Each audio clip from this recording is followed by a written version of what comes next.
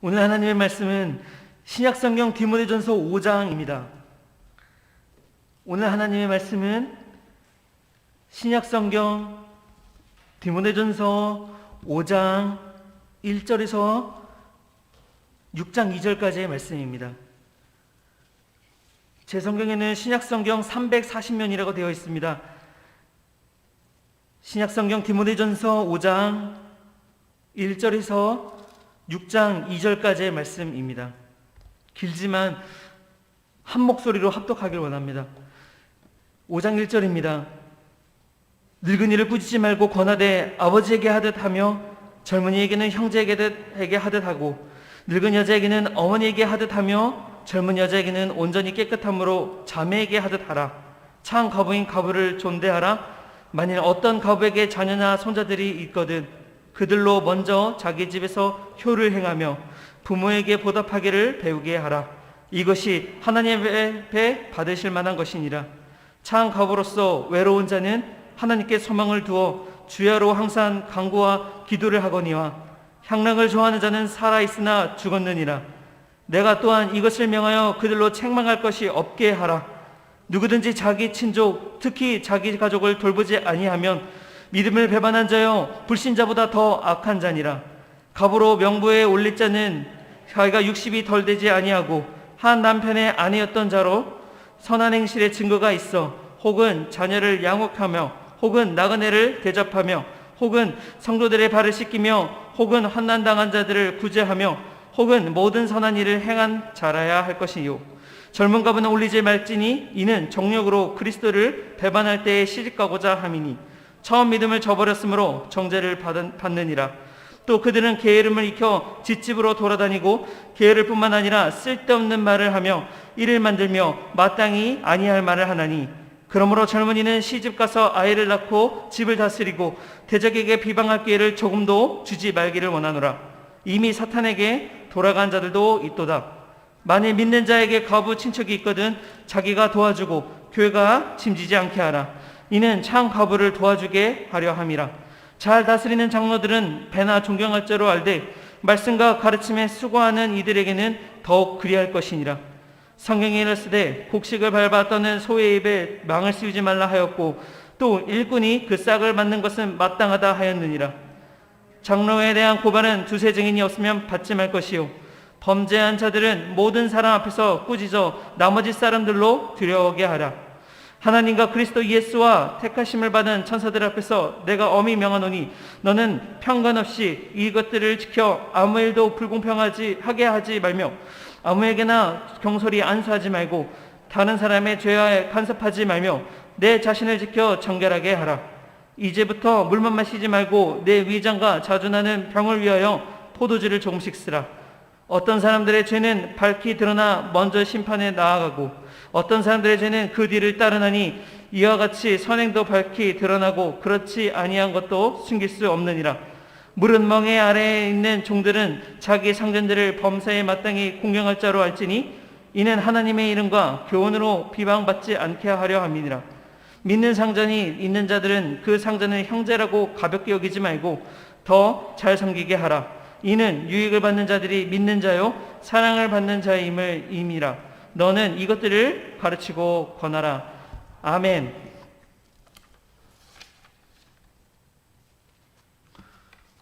오늘 말씀은 디모데전서 5장 1절에서 6장 2절까지의 말씀 긴 본문을 가지고 있습니다. 제목은 목자가 목자에게 라는 제목으로 함께 살펴보길 원합니다. 교인에 다니는 성도들에게 성경에서 예수님 다음으로 기독교에 공헌한 사람이 누구냐라고 물었을 때 아마 성도들은 사도 바울일 것이라고 할 것입니다. 이처럼 사도 바울은 기독교와 교회에 굉장히 주는 영향력이 크다는 것입니다.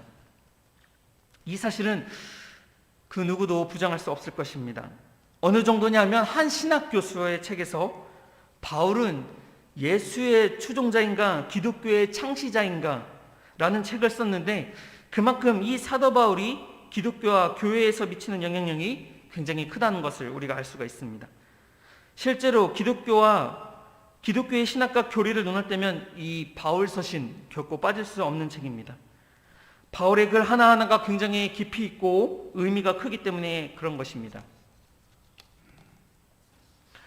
그렇다고 해서 바울이 성경을 쓸 때 신학과 교리들을 성도들에게 전하기 위하여 글을 쓴 것만은 아닙니다. 어떤 사람은 말합니다.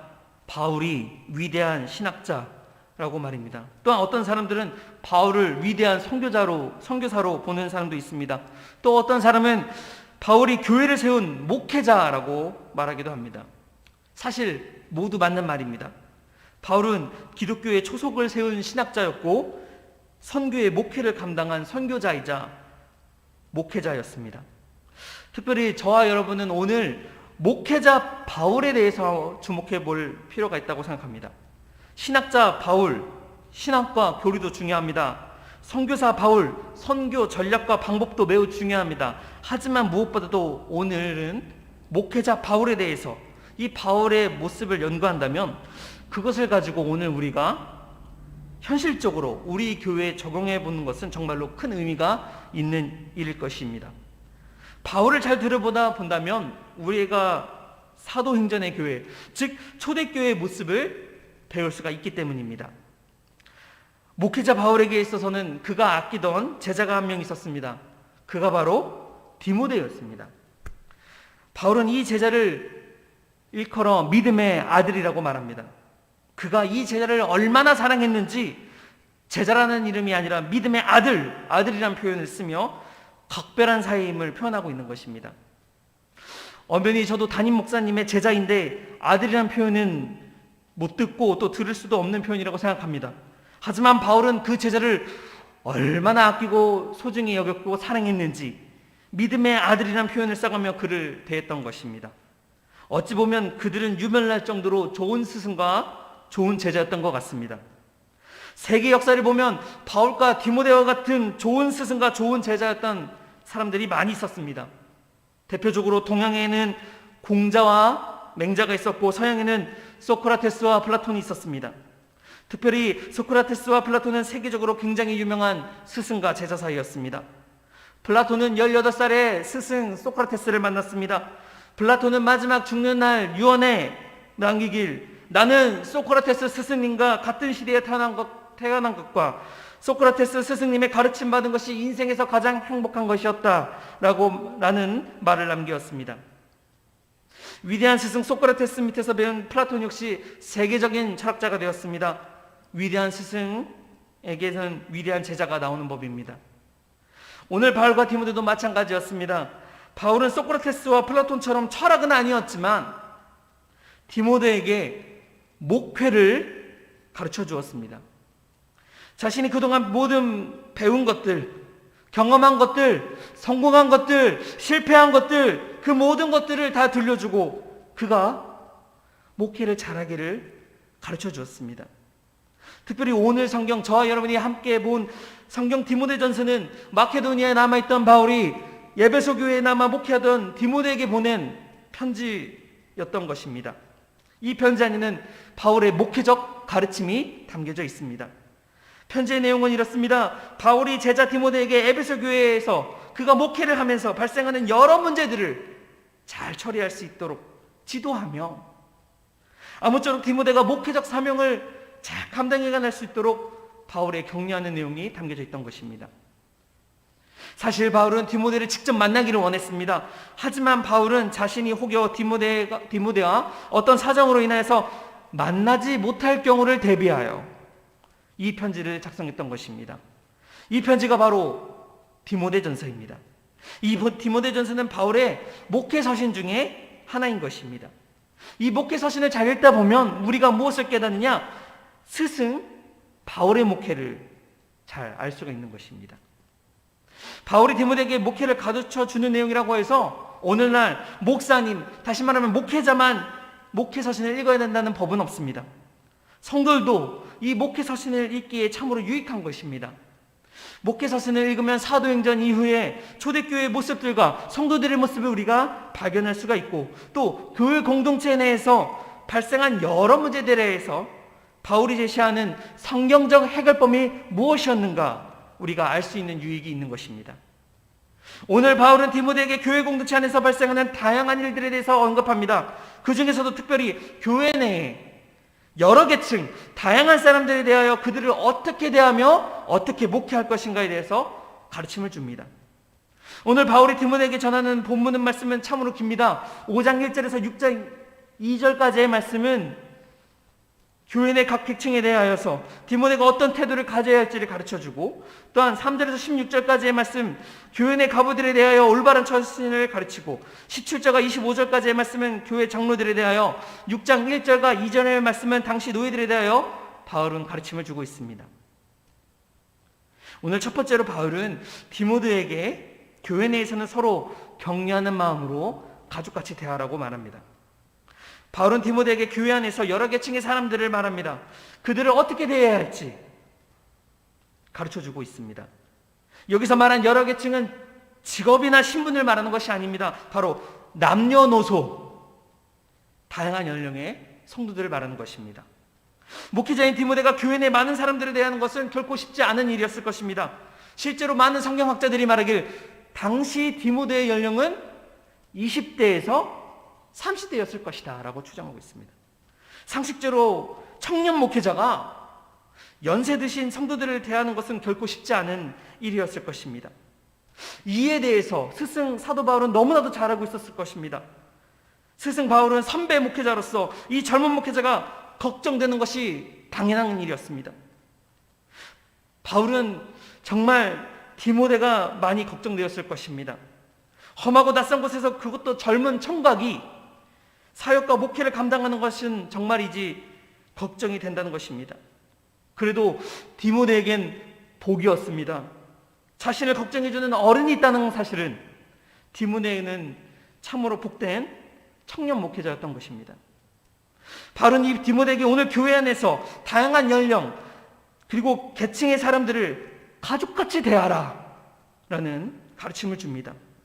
바울은 교회 내 사람들을 크게 늙은이, 그리고 젊은 남자, 늙은 여자들, 젊은 여자들 네 분류로 나누어 조언하였습니다.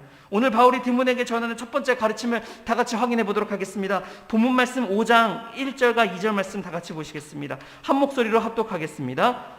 늙은이를 꾸짖지 말고 권하되 아버지에게 하듯 하며 젊은이에게는 형제에게도 하고 늙은 여자에게는 어머니에게 하듯 하며 젊은 여자에게는 온전히 깨끗함으로 자매에게 하듯 하라. 아멘.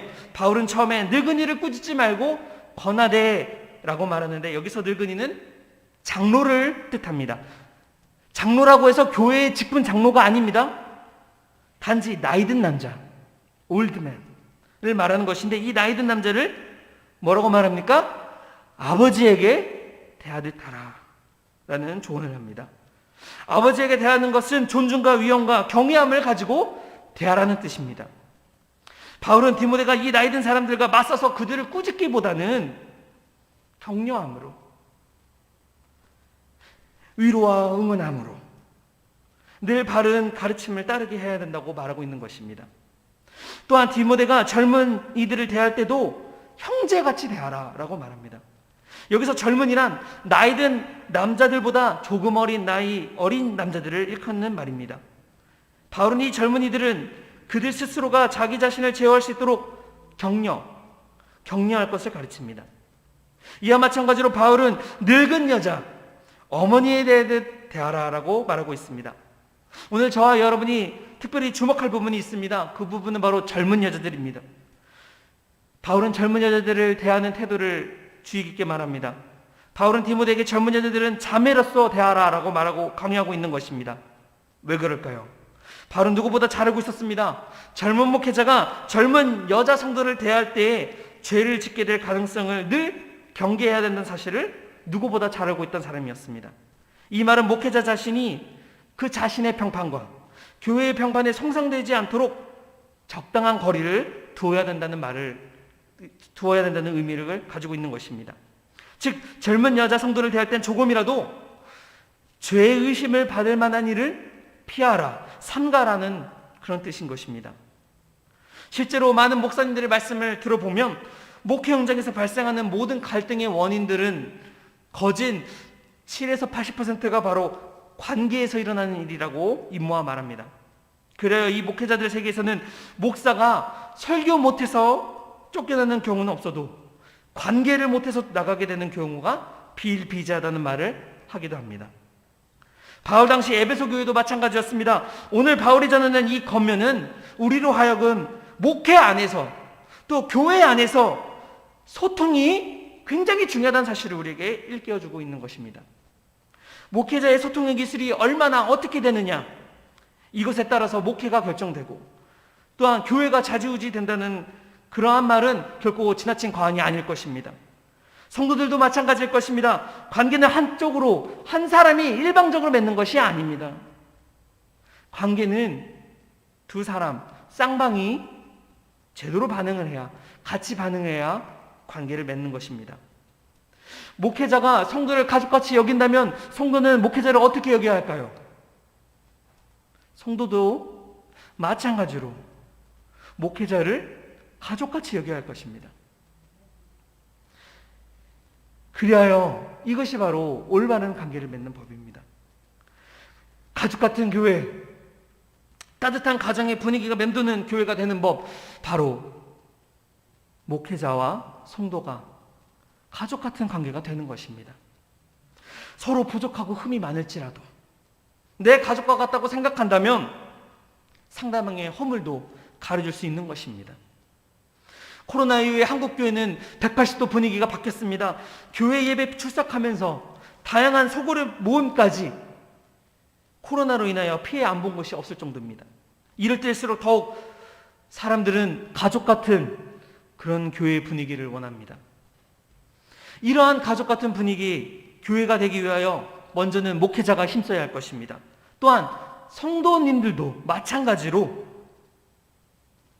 이에 대하여 가족같이 반응해야 할 것입니다. 연세 드신 성도분들에게는 사도 바울이 말했습니다. 아버지 어머니와 같이 대하라. 젊은 형제와 자매들에겐 그들에게도 형제 자매들과 같이 대해야 된다고, 분명히 가족같이 대해야 된다고 사도 바울은 말했습니다. 이들이 스스로 잘 성장할 수 있도록, 또한 잘 제어할 수 있도록 사도 바울은 응원해야 된다고 말했던 것입니다.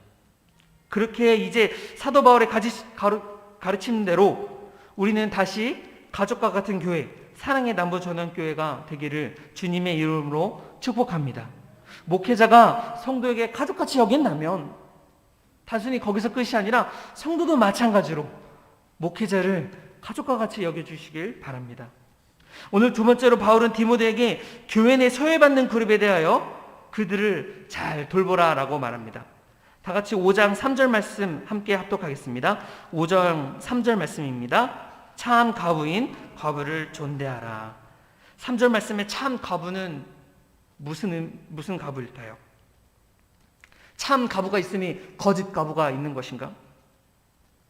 과부 중에 어떠한 등급이 나눠져 있는 것인가? 그런 의미가 아닙니다. 사도 바울은 참 과부란 단순히 남편과 사별한 여자가 아니라 교회가 꼭 지원해야 하는 과부를 일컫는 것입니다. 예수님께서도 항상 보호해야 하고 도움을 줘야 하는 세 종류의 사람을 말씀하셨습니다. 그 사람은 고아요, 나그네요, 과부였습니다.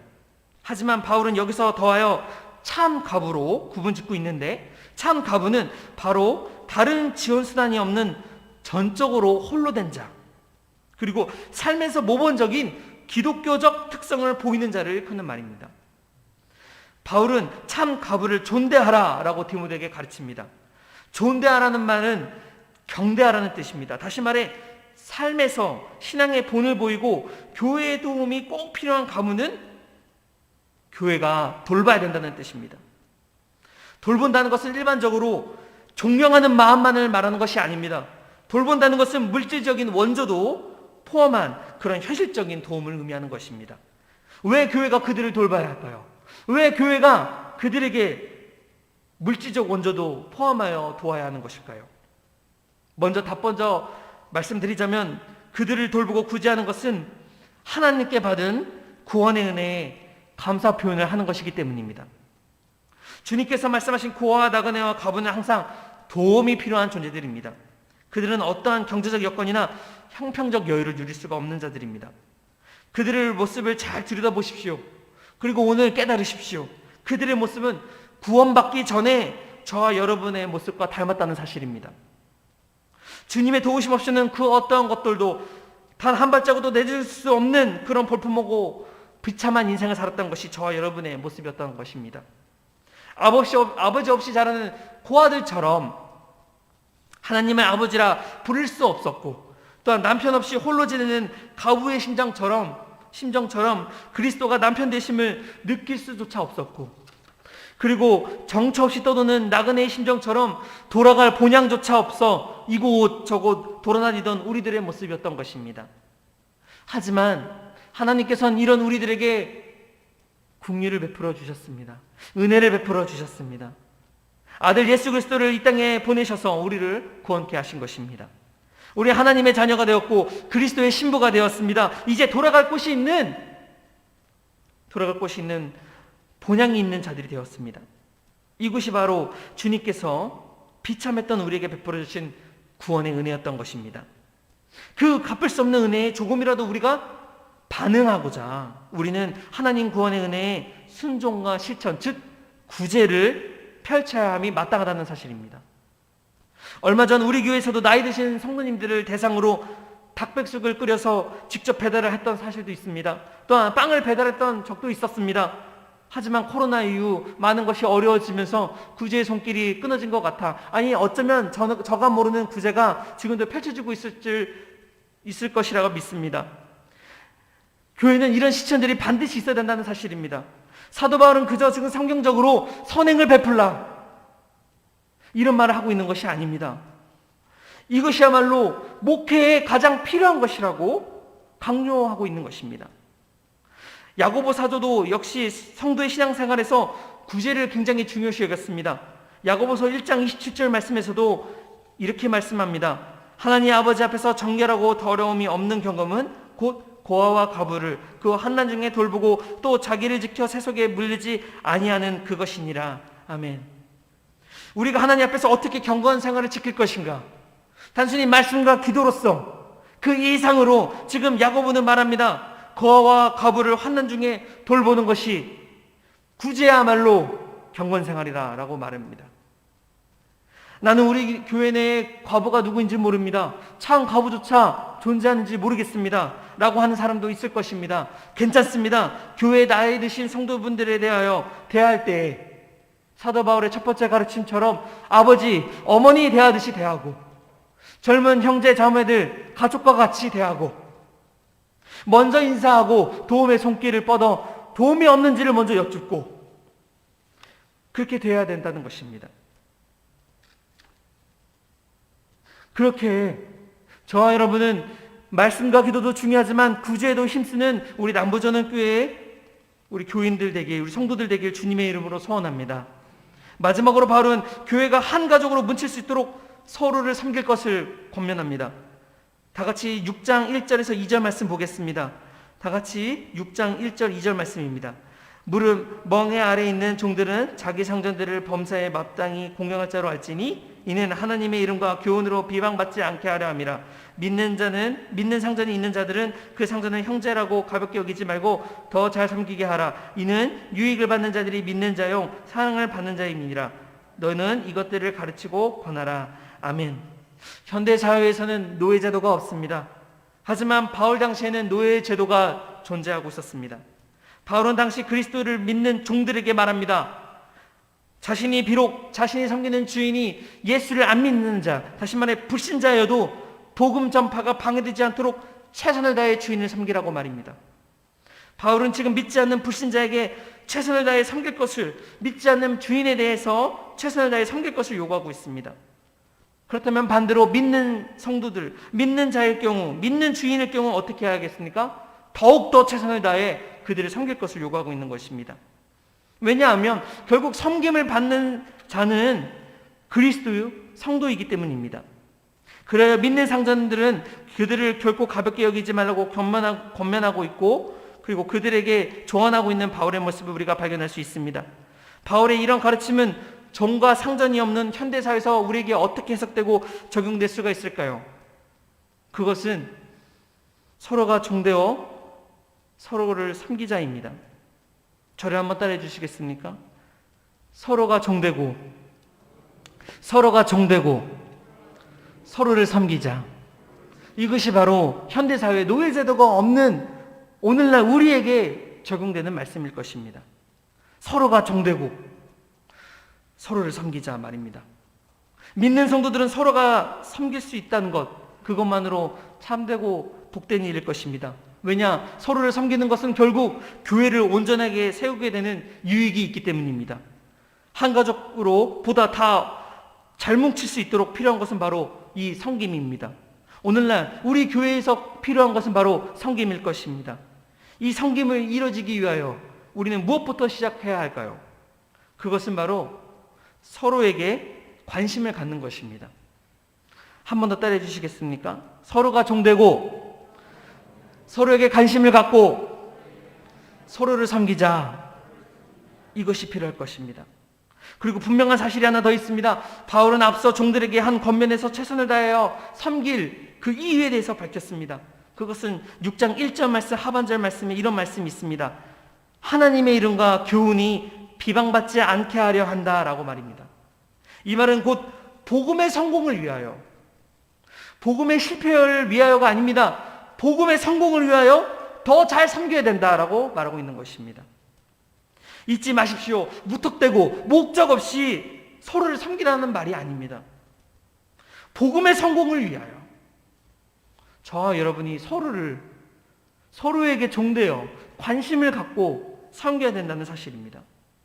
이것을 위하여 스승 바울은 디모데에게 목회적 가르침을 가르쳐주고 있는 것입니다. 우리 또한 바울의 이 가르침대로 교회가 온전히 세워지기 위하여 서로를 더욱 섬기는 성도들이 되어야 하겠습니다. 교회가 더욱 한 가족으로 뭉치기 위하여 무엇보다 그 이유가 무엇이라고 말씀하였습니까? 복음의 성공을 위하여 서로가 주인이 아닌 종이 되고 서로를 섬기는 저와 여러분 되기를 소원합니다. 말씀을 정리하겠습니다. 오늘 바울은 디모데에게 교회 공동체 내에서 발생하는 다양한 일에 대해서 언급합니다. 특별히 교회 내 여러 계층과 다양한 사람들, 남녀노소를 대하여 어떻게 대할 것이고 목회할 것인가에 대해서 디모데에게 가르침을 줍니다. 오늘 첫 번째로 바울은 디모데에게 교회 내에서 서로 격려하는 마음으로 가족같이 대하라라고 말합니다. 오늘 두 번째로 바울은 디모데에게 교회 내 소외받는 그룹에 대해서 그들을 잘 돌봐라라고 말하였습니다. 마지막으로 바울은 교회가 한 가족으로 뭉칠 수 있도록 서로를 섬길 것을 요구하고 있습니다.